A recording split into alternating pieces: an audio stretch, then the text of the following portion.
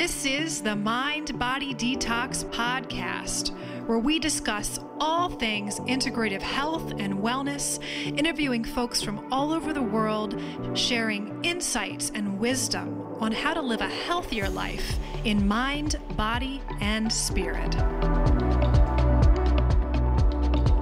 Welcome back to the Mind Body Detox Podcast. I am here with some wonderful, amazing guests, April Johnson and Tanya Jarrett. And we're going to be discussing today the environmental working groups list called the Dirty Dozen and the Clean 15. And I am really excited to talk about this with these two ladies because I think it's a really good bit of information to really start or enhance your health journey. So, Tanya, tell us a little bit about yourself and what the environmental working group is. What is their mission? Who are they, and what are they doing? Thanks so much for having me, Kara. This is so exciting. So I'm Tanya Jarrett, and I am a nutritional therapist and also a board-certified health and wellness coach. And the environmental working group. So today we're really talking about not only the EWG, but some amazing things that they do, like the Dirty Dozen and the Clean 15. But the environmental working group is this beautiful team of scientists and lawyers and people who are amazing in data and policy. And what they do is they work their little booties off for us to really reform laws and to ensure that they're standing up for the public health of the population. And their mission is really simple. Their mission is really to empower people to make informed choices and live a healthy life in an amazingly healthy environment as much as it could be. So it's really fantastic that there's an organization out there that is doing all of this wonderful work to empower us as the consumers to make informed choices.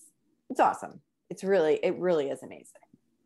They're like earth angels, literally doing all the work.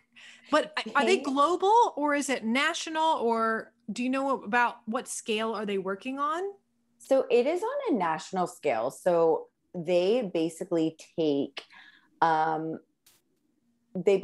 all of the research information from our government agencies.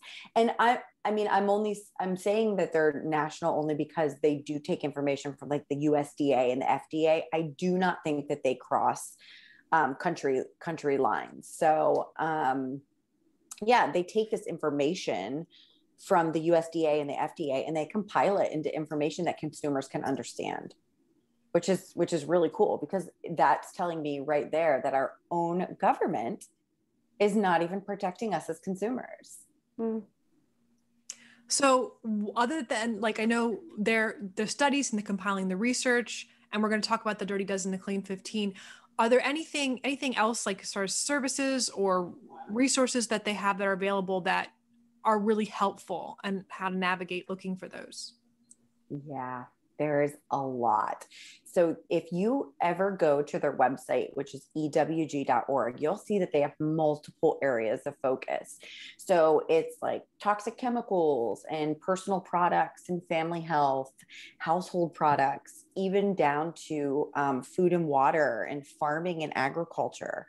It's really comprehensive.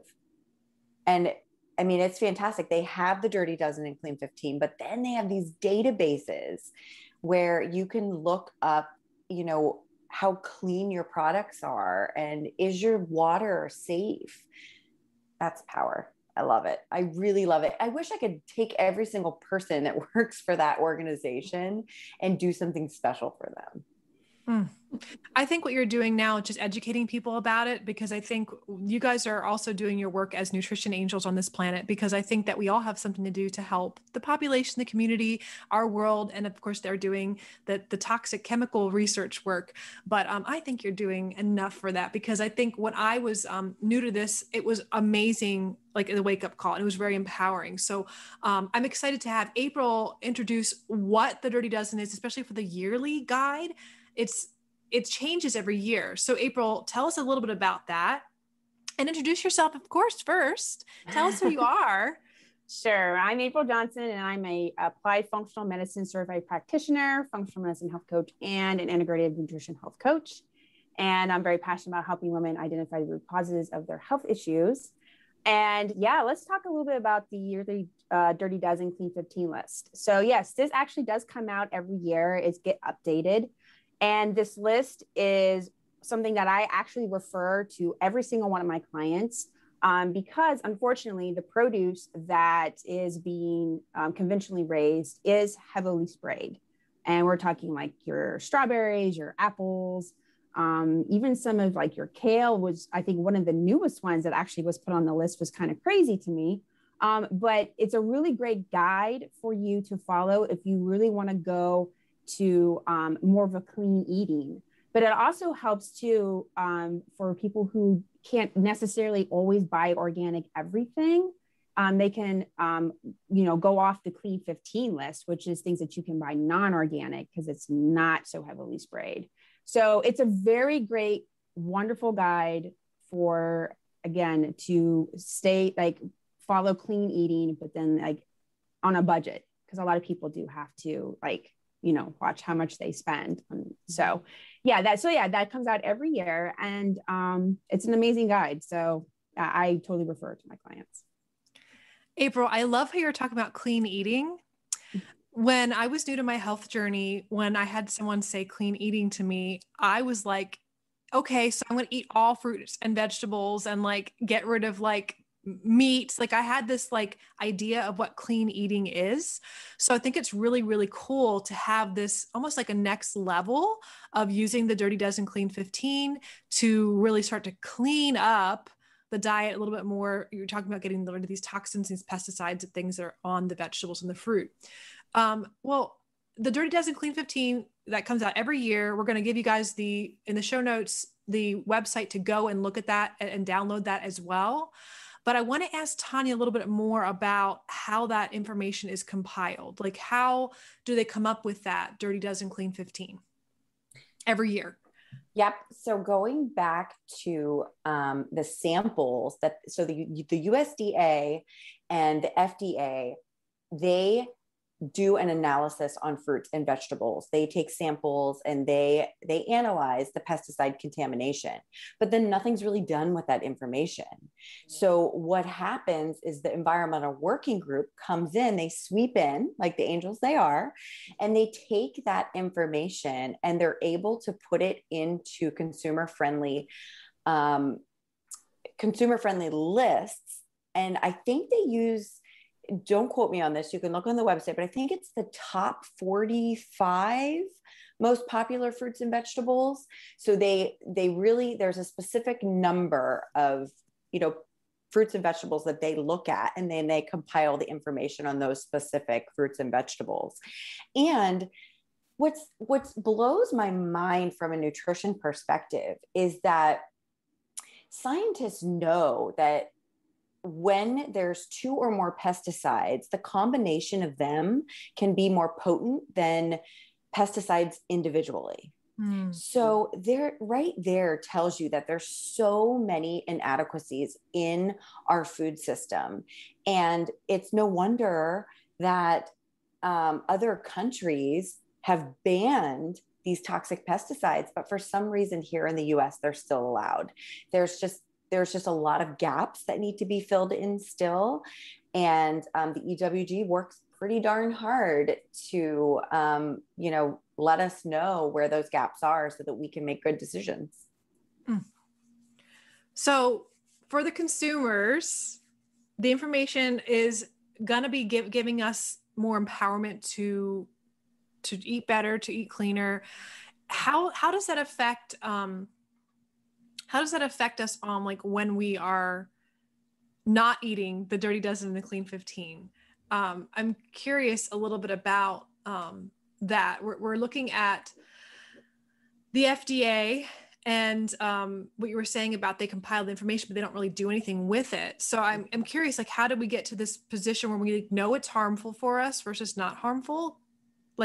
How does that work? Because I know April was going to talk about the FDA and grass, which is generally regarded as safe. Mm-hmm. Like, is it really safe when the FDA says it's grass? Hey, April, you go ahead on that one, sister.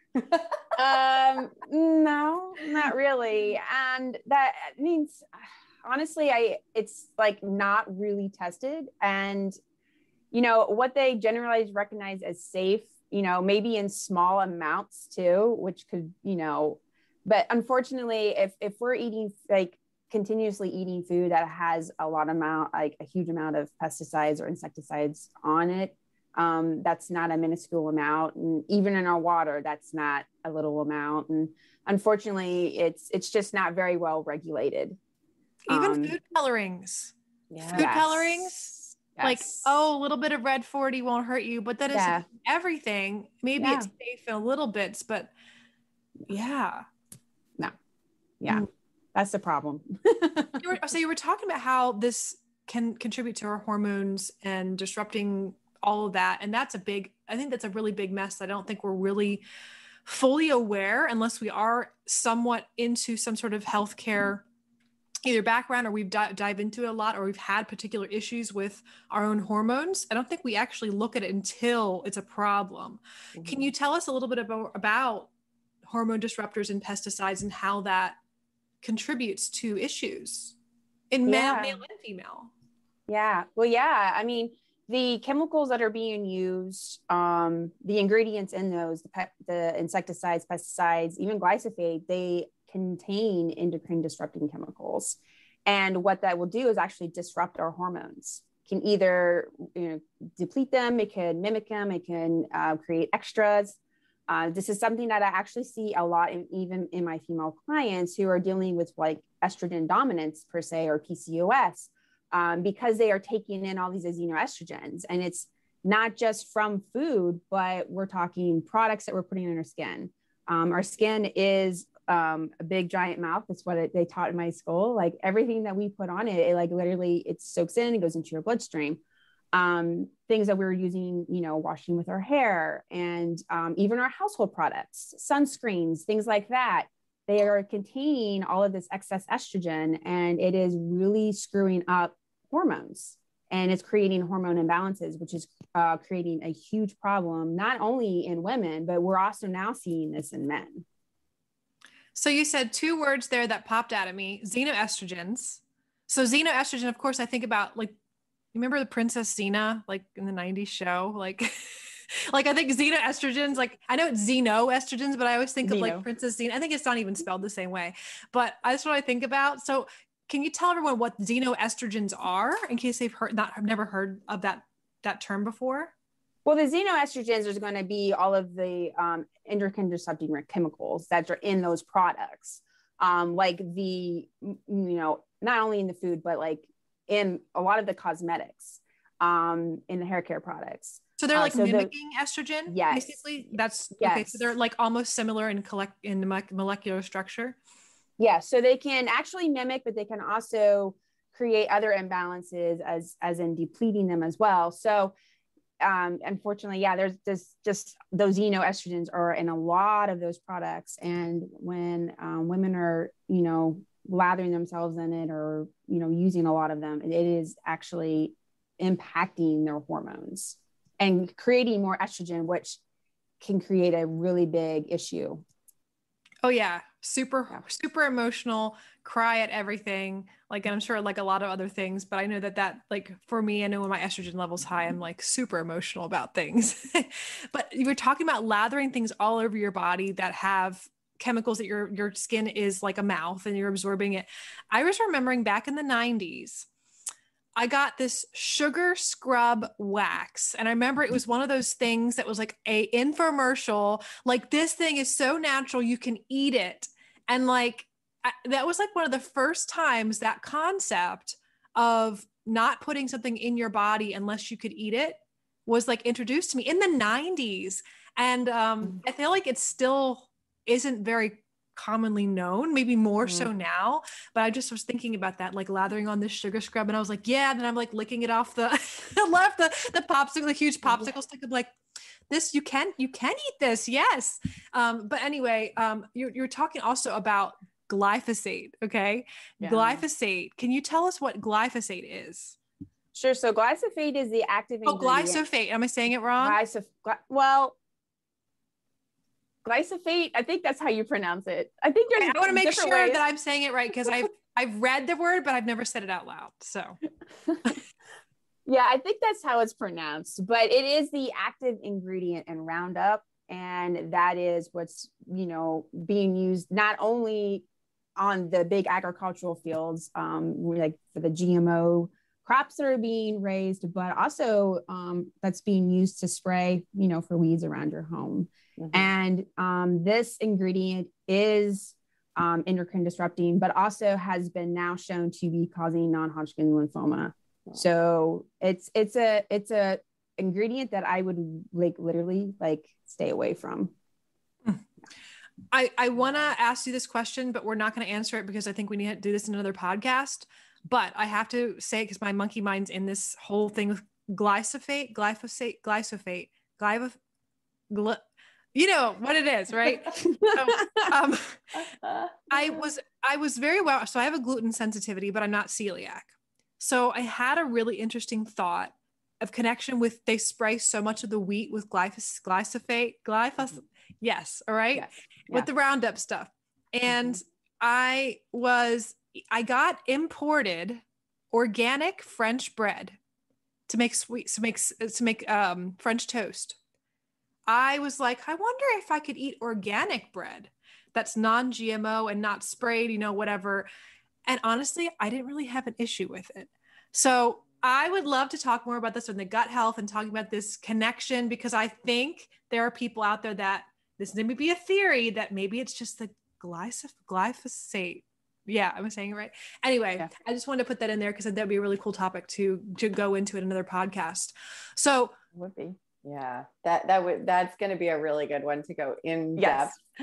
Yeah. There's just so much to learn. And there's just so much to learn. Well, especially with chemicals and stuff. So you guys are speaking to the queen of knowing when chemicals are in things, because I'm super sensitive, and I know a lot of our listeners are as well.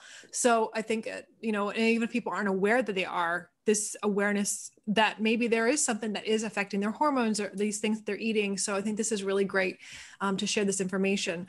Mm-hmm. So I want to talk about metabolic syndrome and some of the chemicals that are contributing to obesity. And Tanya, just riff on that, because I think that's a really interesting thought. Are you gaining weight because of toxins? Or how is that affecting our metabolism and contributing to metabolic syndrome and diabetes and all that? Yeah. So I mean, just listening to April, use these big words like glyphosate and, exogens and all that. It's so crazy to just step back and think about how incredibly toxic our world is. Mm-hmm. So it also depends whether you live rural or whether you live in a city, or, urban, rural, or whether you drink well water or city water, or, what your home environment's like. Do you have poor soil in your area? What about that? Going back to that perfume you're using, the food you're eating. And, in my mom's generation, so she was born in the 50s. I mean, to her, it's like, oh, I've been using that for years. There's no way it could make you sick. But there's been such an incredible shift in the past, I want to say 25 years. And the awareness of toxins is profound, because toxins are fat soluble. Okay. So they are incredibly attracted to your fat cells. And these toxins over the years are just building up inside of your body, building up. And we call these obesogens. Okay. So we refer to these as obesogens, and they create the perfect cascade for metabolic damage. and metabolic syndrome, which for those who are not familiar with metabolic syndrome, this is like a cluster of conditions. So think high blood pressure, high blood sugar, excessive fat around the waistline, abnormal cholesterol levels, think triglycerides and your LDL. So if you have a cluster of those conditions, we tend to say that you have metabolic syndrome. And as a practitioner, a lot of the clients that I see fall into this category, and they're saying, well, hold on a second. Why can't I lose weight? And this could possibly be the reason why you cannot shed that weight, is because these obesogenic compounds, these toxins that accumulate over the years, are making your fat cells grow bigger and bigger. And guess what they're also doing? They're also damaging your mitochondria, and your mitochondria are the powerhouse of your cells that produce energy. So it just really creates this perfect storm for diabetes and heart disease and obesity. It's really crazy how it's interconnected, but so empowering once you know it, because you could be aware. Mm-hmm. I know that we have an upcoming podcast with you ladies that's going to be talking about ditching the diet mentality. And I have a feeling we're going to go a lot deeper into this. So I want to talk to April about eating fresh, eating local, eating organic, but also to mention on what Tanya just said there. You guys, I was 260 pounds. I lost over 100 pounds, not even from exercising, just changing my diet alone and getting rid of these toxins. So I mean, like, yeah, case studies aren't always like, correlation doesn't equal causation scientifically, but I really am looking forward to hearing more of the research and the information about the connection to the obesogens and obesity and metabolic syndrome. Tanya, that is gold information. I think a lot of us need to know, especially if we're trying to lose weight. And I know you have a lot more information as well. The metabolic balance program that you run at Firefly Hollow is also another thing. If you guys are interested and want to check that out now, go to Firefly Hollow website if you can't wait for that podcast. But April, tell us a little bit about local markets, CSA. How do you access organic foods? What is the best way for doing that? Yeah. So, the best way to do that is to scope out what's out in your area. There is, I think, a lot more farmers out there that are doing things, what I would say the right way, which is growing, or more organic food, also raising animals in a humane way and more like grass fed versus feed.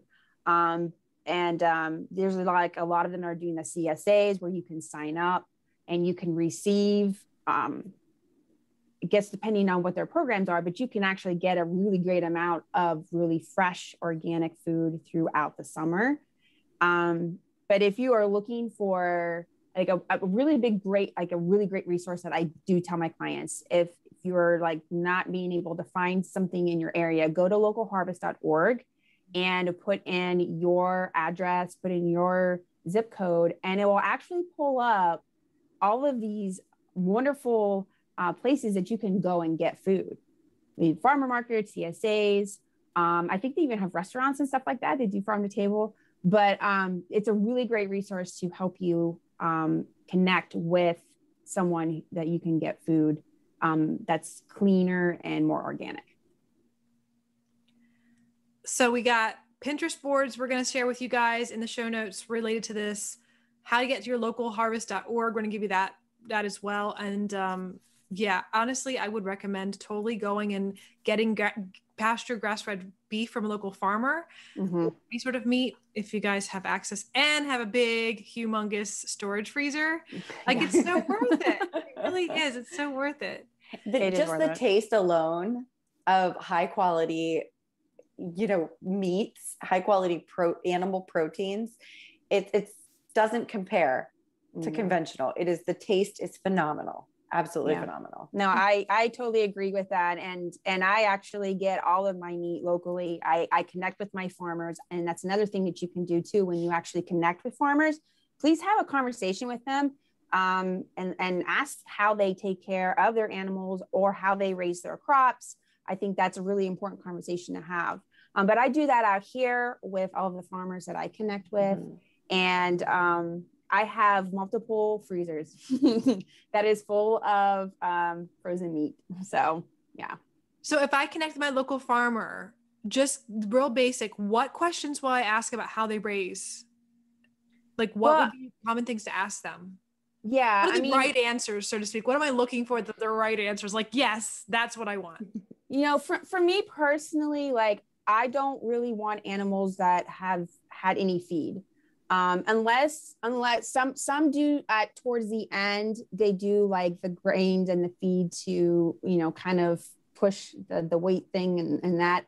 If it's organic, I don't mind it so much. But for me personally, like I just want to know, is this like being raised, like it's on the grass? Like, is that all this the cow is eating? Is that with the pig? Like, same with the chickens. Like that's what matters to me. So, you know, like I said, all farmers do things differently, but if you're not you know, you don't care that they do the grain at the end, then that's okay. You know, as long as it's organic, then sure. But those are like the big things that I ask when I meet with a farmer. Thank you. That's really good to know. Thank you very, very much. All right. So how do we access this guide and we get connected to the EWG? Because I know there's some other cool things, Tanya, that they have that might be very fun to look at. Yes. So they do also have an app, and I'm going to encourage everybody listening to this podcast to go ahead and download that app. It is so valuable. But if you just go to ewg.org, there is a plethora of information where you can go down the rabbit hole and truly get lost into all of the wonderful guides, consumer guides that they have, and you know, all of the wonderful tools that they have that you can use to enhance your health journey. Cool. I'm excited to download it because I don't have that one yet. Cool. So ladies, I have 2 final questions for you. These are the final questions I ask everyone their first round on the podcast with us. So you probably will only have to ask them once. Maybe 6 months down the road, we'll ask you again if anything's changed. So the first question is, I'm going to ask April first and then Tanya for the first question. What are you completely obsessed about right now in the health arena? Right now, considering that it is warmer and it is, you know, spring to now approaching summer, I am big on being outside and connecting with nature, putting my hands in the dirt as I'm, you know, planting my plants in the garden, getting the natural sunlight so I can get my vitamin D. So, and grounding, you know, that's really what it's about for me. So that's where I'm at right now in my phase. I love it. It's like perfect time as well right now. Yes. And even with the change, when we get these hot summer days and then the thunderstorms come in and like the air, the way the air feels, oh, that's amazing. I can totally see why you're obsessed with that right now. Tanya, what are you completely obsessed with right now in the health arena? Okay. So since we're talking about the EWG, I shared this with April recently. We were having a conversation about how it's so hard to find high quality shampoo and conditioner that doesn't break the bank. And Herbal Essence has this line, and it's called their Bio Renew line. I actually have it in my hand right now because I brought it down, but it is EWG verified. That is like, I just want to clap for them because it is so affordable. First of all, it's $6, you know, per bottle. So you're spending $12 for high quality shampoo and conditioner that is like no parabens, no sulfates, no dyes, no junk, and EWG verified. Oh. It doesn't get better than that. And if you've ever used Herbal Essence, and I know many of the listeners out there have, the smell is incredible. So it's like, you just want to like kind of gnaw on your hair after you wash it because it smells so good. I am so glad. Husbands or boyfriends use it, or girlfriends, because you want to be by them even more. As you find more products like that have the EWG certified label, like I want to know, especially things like that. That's amazing. I love that. Well, and the final question for you ladies. April here. If you could detox the world right now from anything, what would it be? Oh, judgment. Stop judging others. That's literally like, it is so intense right now. And I would love to detox the world from that. Yeah, absolutely. There's a really good book that I know that everyone finds their own way or their own method of getting judgment out of their lives, especially self-judgment as well as judgment of others. But Judgment Detox by Gabrielle Bernstein is a really, really nice book. It's a great book. I have that one. That's a good one. Yeah. Yeah. You just hold that one up for the world, right? Mm-hmm. And Tanya, if you could detox the world right now from anything, what would it be? Yeah, this is a good one. So this is a really good question. I think if I could take something away, and that it would possibly be like adding in too, but taking away the 6 foot distancing and putting back in lots of hugs, because people who know me personally know that is a very personal way that I connect with people. I love to hug people. I love physical touch. I just think connection is so important, and it is one of the ground factors that we all need is human touch. So let's add in some more hugs, take away the 6 foot distancing. Oh my gosh. Yes. Love it. I'm a hugger as well. And I'm of course a professional toucher, a massage therapist, right? I'm a professional toucher. So I think like just seeing the need for so many people right now, and how much they're craving that, even just in a professional setting for massage, like we need that. There are professional cuddlers. Did you know this? There are. You can be a baby cuddler. Yes. A wonderful I did not know this. job. Yes. Check it out. Yeah, check it out. So from all of us here at the Mind Body Detox Podcast, Tanya, Jarrett, and April Johnson, we're all sending you guys great big virtual hugs until we can see you guys next time. So thank you, ladies, so much for joining us, and be well, my friends, till we see you next time.